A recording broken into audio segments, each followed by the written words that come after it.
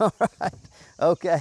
Today we're talking about German Shorthaired Pointers and whether or not they make a good dog for the suburbs. I have a 7-month-old German Shorthaired Pointer female and a little over a year-old German Shorthaired Pointer male. We're going to do some obedience training with them, and then we're going to do some obedience training with a few other dogs so that we can compare and contrast, okay? So the one that's just ran out of the frame, Remy, come on, get up here. This dog's name is Remy, and she is... Remy, come on, you can do it. And she is awesome. She is a true dog trainer's dog. And when I say she's awesome, what I mean is that she's awesome that any activity that requires fast movement, okay? And now when it comes to being still, she struggles quite a bit, okay? But from my perspective, from a dog, we call these dog trainer dogs, you know? She's ready to go all day, every day. I mean, I just let her out of the building, and she took off running, and she ran about like 20 laps around my property, and she's finally starting to settle down a little bit. Okay, but I want you to think about that as we work these other dogs. We're going to do a little bit of an obedience routine with each dog, and then we're going to get the bike out and we're going to ride them, and we're going to do it in a relatively confined space. Now, I have a video, German Shorthaired Pointers. Is it right for you? And in that video, and that's an older video, but the information's still great. In that video, I take the dogs on a few big adventures. We take them on some side-by-side rides. We take them to the farm. We take them and let them do some swimming. And so, like, if you have an environment like mine where you're in a semi-rural area and you can really get out and you can move around with your dog a lot, hey, German Shorthaired Pointers, as long as you don't expect them to be Johnny on the spot with their obedience, that's one of my favorite dogs. They're super healthy. They live a really long time. They get along well with other dogs most of the time, and they're fun to take out and watch, right? Like if you take a retriever out, a really well-bred field trial retriever, for example, it's a whole walk of, hey, Dad, do something with me. Throw this stick for me. Throw this bumper for me, you know, that kind of stuff, right? And so it's hard to just relax and think about other things when you're watching, when you're walking a good retriever. But when you have a short hair and you take them out for a hike, like you can think about stuff and just kind of enjoy watching them, and they're going to be plenty satisfied. They don't need that constant feedback from you when they're out, okay? They want to get out and do stuff. And you'll see that as we're walking these dogs on the course, you'll see that both Remy and Coda, the little over a year male German Shorthaired Pointer, they have a tendency to forge ahead.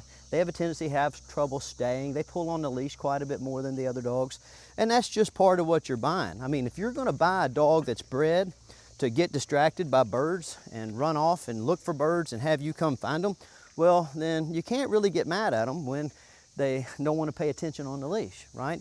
So that doesn't mean that you can skip out on doing leash training, but what it does mean is that you can be, you know, kind of understanding with your leash training and know that it's going to be a little tougher. It's still something that you have to do, you know. I mean, I have to be able to have this dog walk on a leash because when we travel, she's going to have to be on a leash. When we go to the vet, she's going to have to be on a leash. We go to the groomer, she has to be on a leash. And so leash manners, really, from my perspective, are the keys to off-leash manners, right? Good on-leash training leads to good off-leash training. There's no gimmicks. There's no magic electronics that you can put on a dog that'll give you immediate good off-leash training, right? All the great, you know, reliability that you get off the leash really starts and ends with good manners on the leash, right? Okay, so I'm out here and I'm just walking her around, and you can see that she's doing everything that I need her to do, okay? But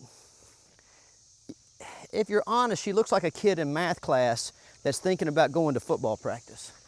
You see what I'm saying? Even if I sweeten the pot and I come in and I bring some high-value treats in, when she's doing this kind of stuff, you can tell she does not have a passion for doing obedience. So if you want to get a dog that you can go out with every afternoon and that dog's like looking forward to your obedience training sessions, you know, I don't think you want to look at this kind of dog. Okay, you want to look at a herding dog. You want to look at a dog that has a reputation for being handler focused. These German Shorthaired Pointers are not handler focused because they're bred to go look for birds. Now people they misunderstand that, and they call these dogs hard-headed because they don't have a natural affinity to be handler sensitive. That's not being hard-headed. I mean, you know, the dog just is bred to move away from a handler. So that's what you get, okay? Come on, nerd. Come on, up, up, up. But just this level of obedience, and we've managed to get this level of obedience with this dog in a matter of about 3 weeks. So this is probably a little higher level of obedience than most dogs have. So I don't want you to think that you can't have good obedience with the German Shorthaired Pointer, but definitely a little bit more work than the other kind of dogs.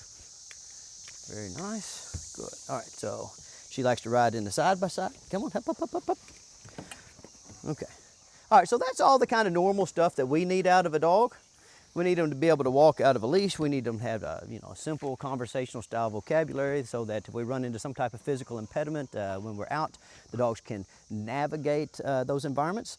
Now, what we're going to do is we're just going to let Remy run for the rest of this session. Okay, now keep in mind it's about 80-something degrees, and Remy's the first dog out. Coda will be the second dog out. We'll do a little bit of obedience with him, and then we'll let him run, and then we'll work some other dogs, and then we're going to ride a bike. And what I want you to be noticing is how with the short hairs, how you see them dart in and out of the frame and how often you don't see them. When you don't see them, they're running laps on my whole property, and it's pretty big. Okay, so be thinking about that if you live in the suburbs and you're maybe entertaining the idea of getting a German Shorthaired Pointer. Okay, there are some considerations that have to be weighed very heavily. All right, I'm gonna go get Coda and I'll be right back. All right, now just real quick before we move on to the next dog, I want to show you guys this is how crazy this dog is all day. Like, she just will go and go and go. Look at that.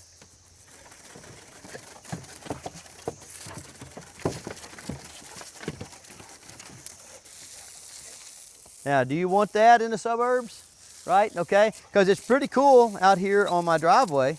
But hey, if your kids do that in the yard, you're just going to end up with a giant muddy spot in your yard, okay? So periodically I break out the water hose and start spraying it. And you'd be surprised at how many of the dogs like to kind of get under it and get misted on, right? But not too many of them are just hardcore hose attackers. But if you know anybody that's in the dog business, really in the dog business, been around dogs for a long time, they'll always tell you that dogs that like to chase a water hose are really good at doing stuff. They might not be good at being still, but they're always good at doing stuff.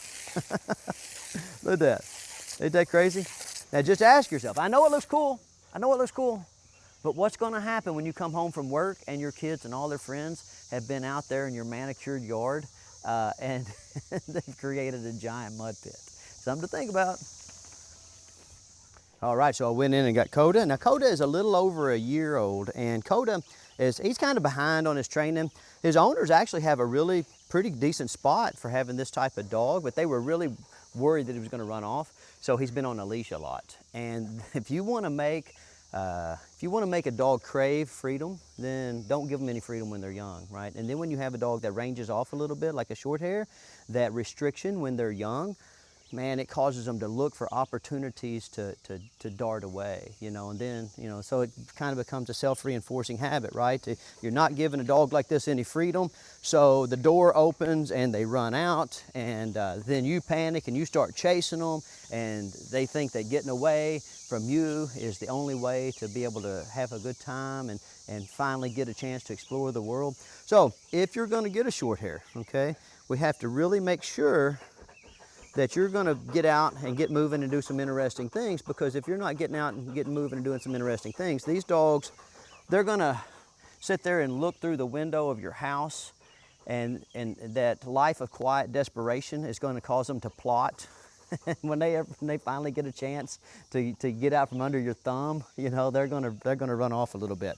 Now they don't plan on running away from home forever. Come on, Coda. They just plan on getting out, and they don't know, they don't know where they're going. They just know they're going somewhere other than your living room, right? And so again, look at this. Now this dog he hasn't had much exercise this morning, so you'll see how he is pulling on the leash a little bit, right? Now, you guys know me, I'm a big proponent of using fatigue to your advantage. If I was trying to make a leash video about having this dog walk really well on a leash, I would have exercised him first. But I kind of want to show you guys what it's like if the dogs are full of energy and you're trying to take them for a walk. This is going to happen, right? They're going to want to pull on the leash. They're going to want to go see stuff. They're going to be a little bit frustrated like this. So you see how that's happening? Okay? But I want you to remember, and I say this a lot, before you go to getting mad at your dog, Keep in mind that you bought the dog didn't buy you. The dog did not come sign up, right, for your suburban life. See this dog, see, all around him there's birds and he knows there's open space. And so from his perspective, me asking him to walk on this leash is very unfair. Now, what I'm going to convince him over the course of the next few weeks is that his access to all of those things that he is struggling so hard to get to comes from being calm, attentive, and polite, comes from showing deference and respect to the handler. But right now, because of his previous life experience and because of the type of dog that he is, he sees being on the leash as an impediment to freedom. And I'm trying to show him how obedience leads to freedom, right? So now what I'm going to do with him, he's a little bit older dog, has a little bit shorter attention span, and he's really struggling to like enjoy being on this walk, is I'm gonna kind of go backwards a little bit and treat him like he was a little puppy, and I'm gonna go to a real frequent treat interval, right? And I'm gonna take each of these obstacles and I'm gonna use them as opportunities to reward him so that this activity does not seem quite so boring, okay? And when he messes up, like see how right there, he's just getting in a hurry, he's not thinking about where his feet go. I'm not gonna get mad at him. He's not being hard-headed. It's such an unfair thing to do to call these dogs hard-headed. You're never gonna see a painting of German Shorthaired Pointers where they're sitting next to a handler, a hunter, looking at them, like saying, hey, I wonder if there's some birds out there. Every painting you see, the dog's out in front, the dog's leading, the hunter's following, okay?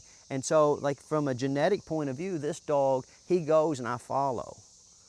So I'm struggling here with obedience because I don't have a dog that was bred to work in close conjunction with the handler, okay? That's not his fault. That's who he is. That's what they bought, okay? And so I'm gonna have to make some adjustments because from his point of view, I'm the one that's being hard-headed. He's like, we got this big yard, we have all these birds around, we have these other dogs. Why aren't we having fun? Why aren't we partying? And I've got to convince him that the party comes after the work. The party comes after the boring stuff. And it's not easy. Very nice. And so look what I'm doing. I'm saying, look, I know that you think work's horrible, so what I'm gonna do is I'm gonna pay you a little more to make the work a little less horrible. Very nice dog, you're a smart dog. He's a very good boy. He's a very good boy. And now you see now, once I start to paying him a little bit more, then I'm able to get his attention back a little bit, not a lot. You know, he's still struggling. Very nice. And I just have to be patient. The big mistake you'll make with this type of dog is like getting yourself in positions where you want something. Like I want him to sit nice and straight, which is what this board is for. And he wants to go over there and look at the birds. Okay, we're at opposite ends of the spectrum, except that we're really not, because I want him to go look at the birds. I just know that he's got to get his homework done first. And so see how I'm using this board to limit his options? And he's gonna have to sit down. Now he sits down, gonna be kind of still for a second. Him being still is gonna lead to us moving forward. Each time that we move forward, he's one step closer to being able to go do what he wants to do. And after enough repetitions of these style exercises, he will realize, oh, wait a minute. I just have to get my homework done before I go out and play. Come here, nerd. Sit. Stay. Very nice. Very good boy. Come on, come on. Up, up, up. Very good. Very good. Hey, slow down there a little bit. Slow down. Very good. Good. Very good. You're a good dog. Up, up, up. Sit. Good. Stay. Very nice. Now notice the whole time that I'm working with him, the whole time that I'm walking him, you see his head going up and him going like that. Well, he's smelling all the different things that are being brought here on the air currents, you know. Good.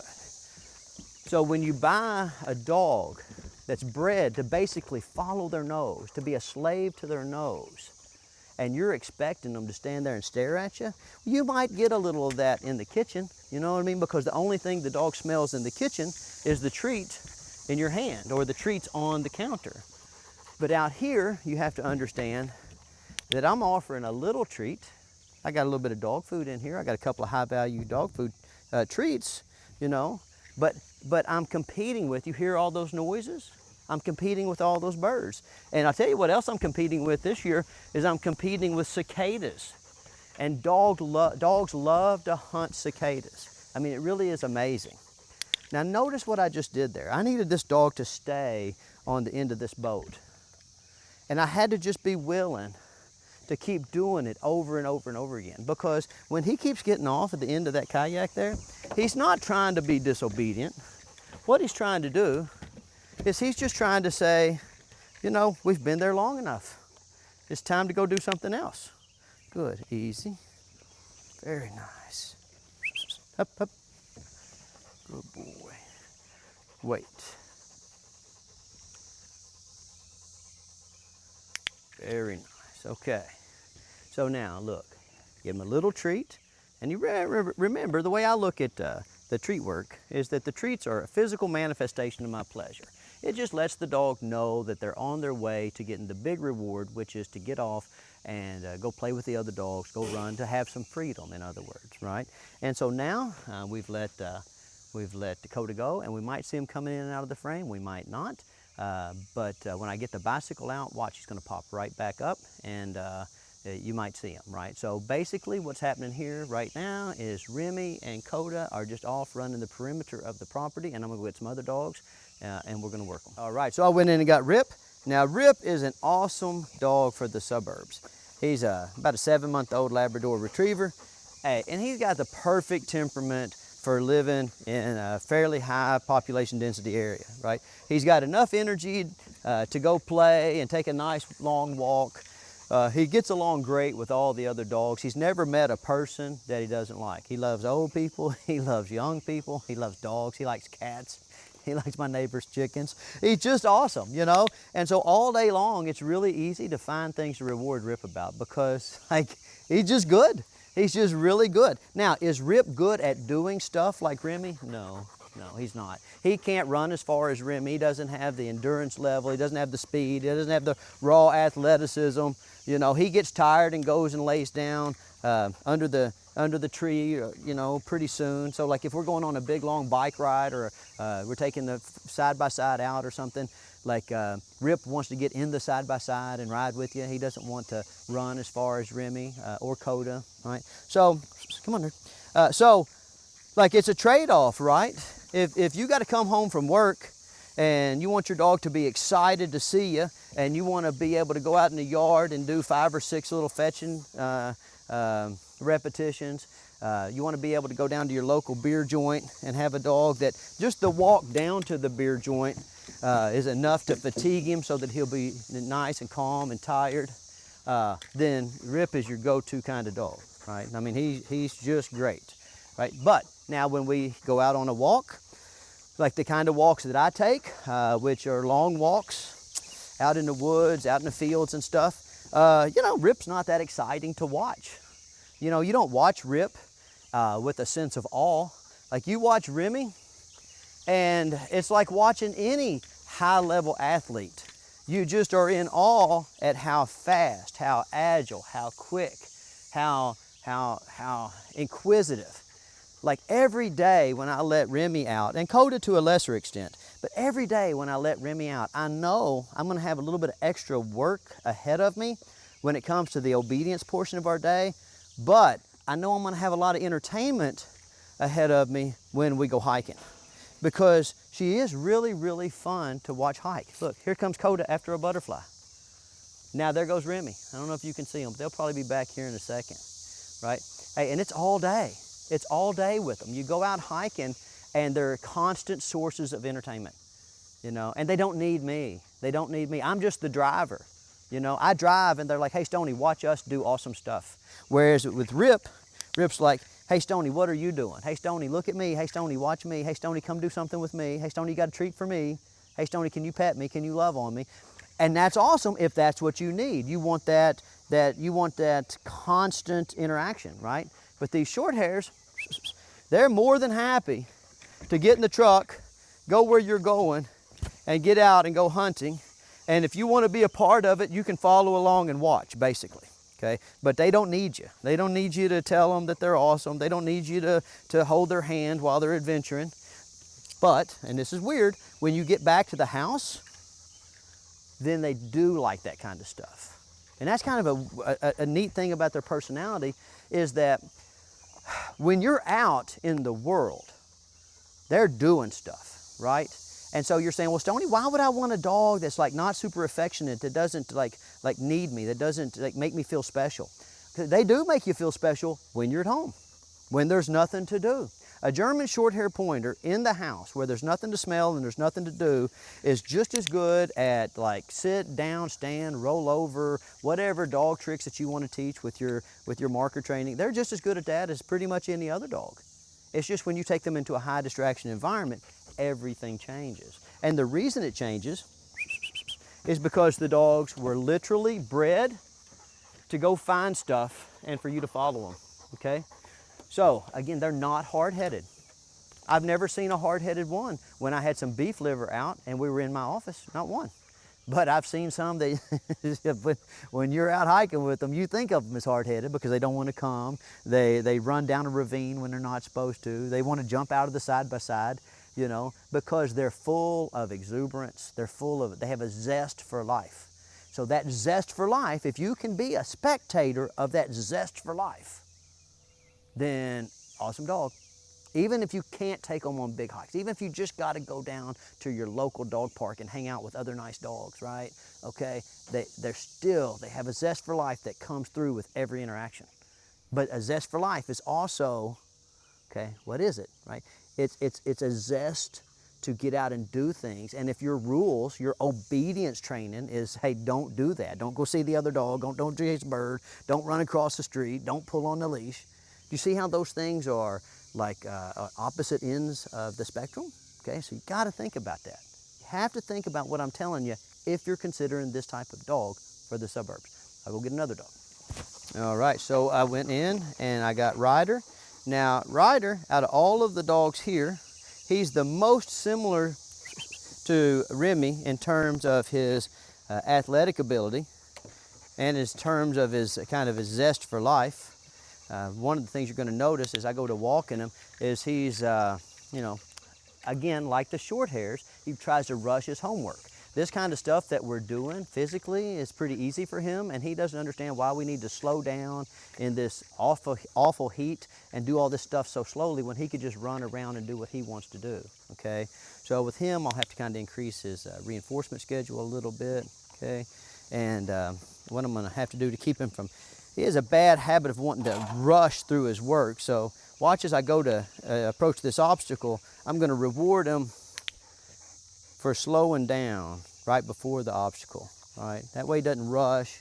Sometimes he'll rush so much that he takes himself all the way off the obstacle, and you'll see that with Remy too, right? And so you can get these real athletic dogs, and if you're not used to working with them, sometimes you can just get yourself in some weird positions because you tell them to do something and they do it with such vigor and such speed and such athleticism that you know, there can be some unintended consequences, right? Okay. Now, this dog, step for step, he can almost follow Remy. Not quite, but he's up there just kind of close to her athleticism. But now the difference with this dog is this dog has to be supervised a lot more closely than Remy because the way that he plays with the other dogs is too rough, okay? He's constantly biting on them and kind of bullying them. And when they're running, like sometimes they're running and he's just kind of trying to nip at them a lot, but these kind of dogs have very sharp teeth. And if you got two athletic dogs running and one of them grabs the other one, sometimes if the other one takes a quick turn, you'll get a big cut like on the flank or something, and we try to avoid that as much as possible, okay? So again, getting back to the idea of is a dog right for the suburbs, okay? Like a German Shorthaired Pointer can be right for the suburbs if you can get out and exercise them, and if you appreciate them for just being awesome athletes that want to go do their own thing when they're outside. This dog kind of the opposite of that in terms of the personality. When we're out, this dog, he's always checking in with me, right? Now he's young and he hasn't had a lot of experience being off the leash in big open environments. But he'll go out, he'll kind of bully the other dogs, run in a big circle, come in, check with me, like, hey, Stoney, did you watch me bully those other dogs? I was like, yeah, I saw it, dude, you know. And then he's like, he's like, hey, look, think about it like from a herding dog's perspective, like the farmer's out, there's the sheep, and then there's the dog, and they're bullying the sheep, and then they're coming looking at the farmer like, hey, am I doing a good job bullying everybody? Now that's fine if you're bullying sheep and getting them to go where they need to go or stay out of the road, but it's not fine when you're at your local park and he's bullying a bunch of, Maltese. Now again, seeing a common theme with the athletic dogs is that they pull on the leash when they're young, okay? Now, you'll hear a lot of conflicting ideas about what to do about pulling on the leash and what it means. Okay, here's what it means, guys. The dogs are young and they have a lot of youthful exuberance. And so being on the leash with an old person is boring, okay? It's super boring. Imagine when you were 12 years old, if I tied you to your grandmom and she went underwear shopping, right? You know, that's what it's like for a dog to have to hang out with you on a leash, especially after they've been at home all day while you've been at work. Come on, nerd, you can do it. So when I bring these dogs out, when they first get here, this is like torture to them. Like they just can't believe I'm gonna bring them out of the building and tie them up while all the other dogs are running and playing. So I don't get mad at that. I don't look at that like the dog is trying to dominate me or the dog's trying to give me a hard time. I look at it like I'm a kid tied to my grandma while she's underwear shopping, okay? So I just walk them and I just keep walking them and I follow the same rule every time. They don't get off the leash to run and play until they've made some progress with their leash manners. And over the course of time, they just settle down. Without me throwing a big fit, without me making a big deal out of it, they just settle down. And I've trained a lot of dogs. I've literally watched thousands of young dogs go from being puppies that are pulling on the leash and jumping on everybody to being old dogs that can't get up off their bed. And I'm in no hurry to rush these dogs' development.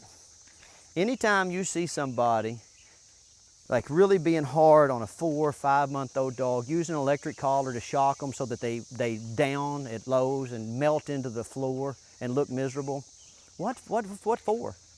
Why? Why do you want to steal the joy that comes with being young? Let them be young. So they pull on the leash a little bit. Okay, it's not going to kill you. Up, up. Very nice. Easy. I've never met someone with an old dog that was dying, that was still complaining about the fact that their old dog pulled on the leash. Not one time, okay? I've met a lot of people with old dogs that would give anything for their old dog to have just a shot of that energy that it had when it was a puppy. A shot of that awe and wonderment at the world that it has as a puppy, okay? So think about that before you start like having a meltdown about the fact that your dog, pulls on the leash a little bit. All right, now I have to put this guy up because he cannot exercise with the other dogs unsupervised because he's a little bit too nippy. And I'll get us out another lab, but a different kind of lab. All right, so I went in and got Bandit. Now Bandit is a field-bred Labrador Retriever, and he is hitting kind of the stage of development where even though he had a lot of early formative training, he's kind of got, he's got other stuff on his mind. So he's kind of infatuated with Remy, like that's his girlfriend, and so he tries to follow her around all day. And he does pretty good. He's not quite as athletic as Remy. In the sunshine, he can't keep up with her because he's black and he gets so hot. But if it's raining or if it's cloudy, like he follows her all day trying to court her, So what happened when he first got here is I was having trouble like keeping him focused because he's always looking at his girlfriend, And so what we're gonna do now is we're gonna use Remy as a distraction, right? Because Remy likes to chase the water hose. So we're gonna have Remy jumping around and being crazy, and Bandit's gonna get paid for ignoring her. And he's not going to get to go play with his girlfriend unless he can ignore her and get all his schoolwork done. Okay. All right, so Charlotte, go ahead and get Remy going. All right, so we're gonna be walking around, and Charlotte is just using the water hose to kind of entertain Remy. So that's fun for Remy. It's kind of fun for Charlotte because she gets to spray me, right? But what it really does is it serves as a great distraction for Bandit, right? Now you'll notice that I'm kind of going to a little bit faster treat reinforcement schedule because again, when the work gets hard, I pay a little more, right? And so since Remy's running around here and she's being kind of crazy, I know that it's hard for Bandit or for Rip to ignore, and so I just pay them a little extra. Very nice. Good dogs. Easy on the way down. Very nice. You're a good dog. Good. Now again, this is one of those things where, like, you've been training your dog, and they hit 7, 8 months old, and you go out to the park, and they're struggling, okay? And you get mad at them, right? You start saying, I've lost all my obedience, or this or that or the other. Don't get so tore up about it. You have to try to remember, you know, back when you were a kid, and you had your first boyfriend, or you had your first girlfriend, or you had your first crush on somebody, you know? It was hard to control yourself. Everybody always thinks that you have to, like, do something special to get dogs to be able to focus, okay, under high levels of distraction. But the special thing that you have to do is you have to be patient, you have to be willing to do things more than once, and you have to be understanding, you know, that the dogs, when they're experiencing things for the first time, it's going to seem overwhelming to them. Like, see this? See how he's wanting to go ahead and get through with the course so he can go see what Remy's doing? And what am I doing? Am I yelling? Am I fussing? Am I jerking on the leash a bunch? No. I just keep saying, well, look, we're going to check our homework here. And no matter how many times he says we're not going to, we are going to. And eventually he's going to give in. Not because I have to be a lot tougher, like in terms of a physical sense, but because I'm a lot tougher in terms of a mental sense. I'm willing to do it over and over and over again, no matter how many times it takes to get it right. And when I say get it right, come on, nerd, I don't mean perfect. I just mean that it's a little better than it was last week. Every step, every step. Very good. Now see how he came off of that ramp right there? I want him to take every step. And so I'm going to go back and we're going to go down it again. And every time he steps off of it, we're going to do this again. Because last week, he was taking every step. So once you've made a certain amount of progress, you just don't back up. Very nice. If you have to add a little extra food work in there, okay. If you have to add a high value treat, okay. But don't settle for less than what the dog's capable of doing. But don't set unrealistic goals and ask him to do something that he's not ready to do. That's why dog training is an art, and I say it all the time. Good. There are some scientific principles to dog training, but a lot of emotion in dog training also, both from your perspective and from the dog's perspective. And so that has to be taken into account. Let's go. Sit. Stay. Very nice. Up. Where are you supposed to be? Good. Now you see right there, I want him to sit nice and straight on that board. He got off to the side a little bit, and so I'm going to do it again. Good. Now I might come back in here. Sit. Good. I might come back in here and give him just a little bit of help. Good. But I'm going to get it right. Very nice. Stay. Good one. Let's go. Up, up, up, up. Good boy. Up, up. Good. Very nice. Very nice dog. Smart dog. Dun, dun, dun. Up. Stay.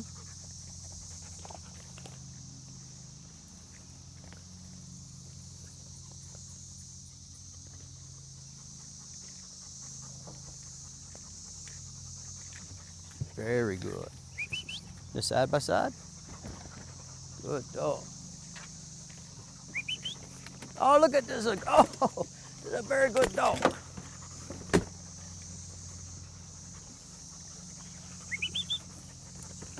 Very nice.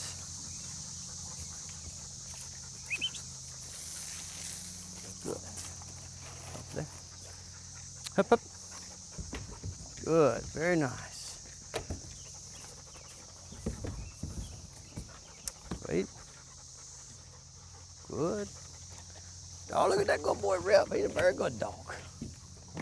And see how Rip the lab is right here with me step for step. Like, let me do it, Stoney. Let me get a treat. Let me get some attention. You know? Like, that's what you can count on. And the whole time, hey, Charlotte, spray that hose over this way. Remy is still going 100 miles an hour. Look, she's been out the longest and she hasn't settled down not one bit. Okay. Now, what I'm going to do is, Bandit, he's managed to do his homework a little bit. Good. Pay attention. And so get your homework done and now you can go play. All right, now I'll go in and get my electric bike out and we're gonna ride around and watch these dogs chase the bike. I'm gonna practice on calling these short hairs. And listen guys, if you live in the suburbs, now granted, somebody gave me this bike for free, you know, so I'm a big electric bike fan now. But it really is a fun way to exercise the dog in a relatively small green space. You might have to get up and go to your park like at 5 o'clock in the morning or 10 o'clock at night when nobody's there. But I think electric bikes is going to revolutionize being able to have a sporting breed in the suburbs. All right, very good dogs. All right, so now I'm going to ride this bike around. While I'm riding this bike around, I'm going to be exercising the dogs. I'm going to be able to practice recalls, and I'm going to make myself important, okay? That's a really hard thing to do sometimes if you live in the suburbs because you're kind of always the thing standing in between your dog and having fun, having freedom because you move slowly, right? Like unless you're some kind of uber super athlete, you move slowly compared to these short hairs. But if you get on your bike, if you get on your skateboard, if you get your four-wheeler out, you can become pretty exciting pretty quickly.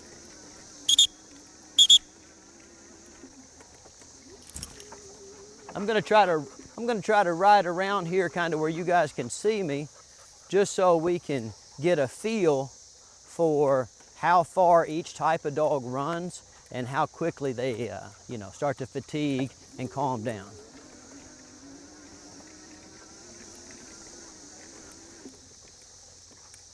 What I like to do is move to a point, have the dogs follow me, get them in the habit of following me, and I also like to practice calling them. Now those short hairs, you'll notice, you won't even hardly be able to see them in the video, but every time that I take off, right, they run 5 or 6 times farther than the labs that are out here in the field, okay? Look, see them? They're taking back off. That's all right, cameraman. You're not gonna be able to keep up with them. I'll try to go up here to the corner and call them. Come on, dogs.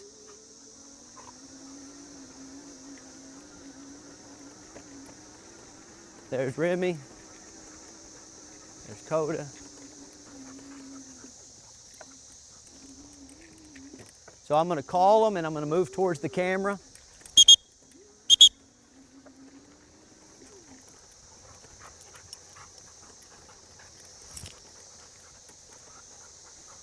Notice the relative difference in the distance that the dogs stay from me, right? The labs are much closer than the short hairs. I wish we had a better camera setup. You could see that Coda is all the way up at my house almost, right? So I'm gonna call him and I'm gonna take off so that I'm interesting. A lot of times with these dogs, if you call them and you're not doing anything interesting, they get to where they don't want to come to you.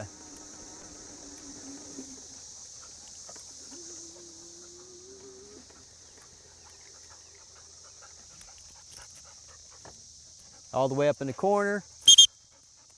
Come on, Coda. Come on, Remy. Good. Bandit staying with me. Rip is starting to gravitate over to the shade. Very nice. All right, now watch. And again, Coda has run off about 100 yards. I'm gonna go up to the corner. Come on, dogs.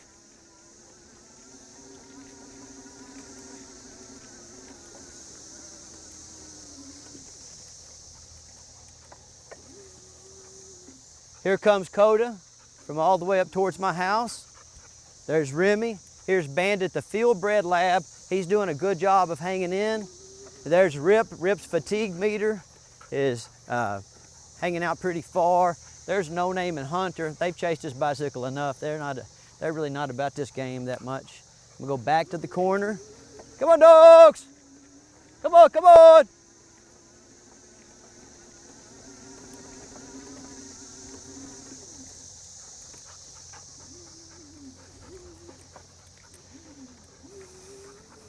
Remy, Coda, Bandit still in play.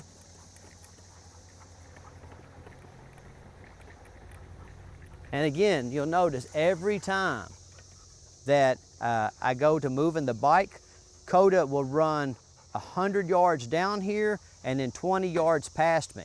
And then when I come back over here to talk to the camera, he runs another 100, 120 yards that way, okay? That's how much more energy he has to put into running than these two labs. If you see Remy here is still doing a lot of butterfly chasing and things like that. Come on, come on. And here comes Coda. Good boy, Coda. Coda, come on.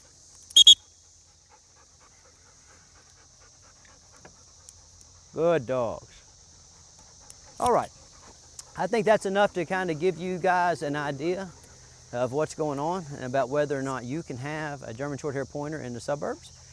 If you're willing to be patient with your obedience training, if you're willing to accept the fact that your German Shorthaired Pointer is not going to be Johnny on the spot, social media ready, high level obedience, like routine performance, and you can exercise them a lot, then yeah, you can have them in the suburbs. I don't think it's the best dog for the suburbs, no, but like whatever, if you like it, that's okay.